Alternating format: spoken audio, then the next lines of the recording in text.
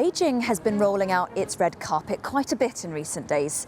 Last week for Donald Trump, this week for Vladimir Putin. But can we read anything into the timing, the staging and the comparisons between the two and what it might mean for the world? The proximity of the timing between these two visits was, we are told, an accident. After all, Trump's summit was originally delayed.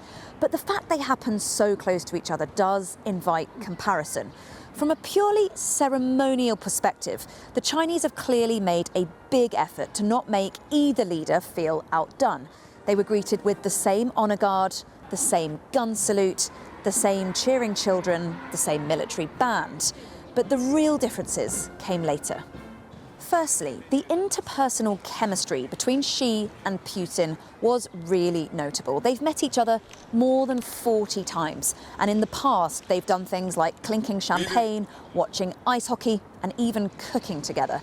Today it was all smiles and warmth and talk of old friendships.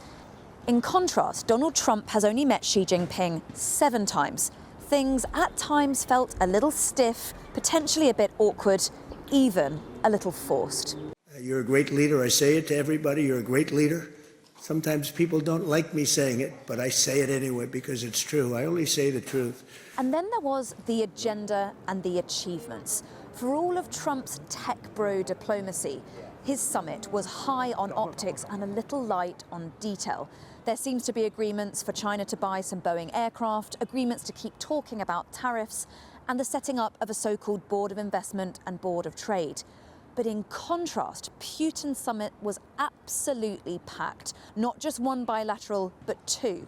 The signing of 20 agreements, a joint declaration about their vision for a new world order, and a potential understanding on a massive gas pipeline that would link the two countries.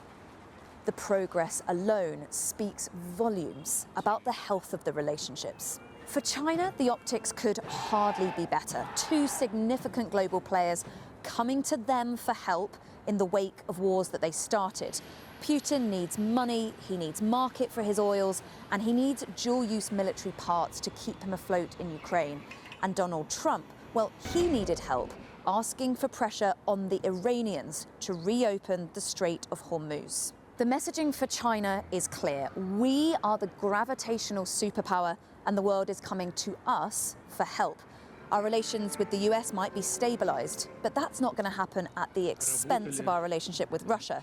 And our relations with Russia might be imbalanced, but we at least share a vision for a global order less dominated by the West. That is the joint agenda, and it's the agenda they are pushing.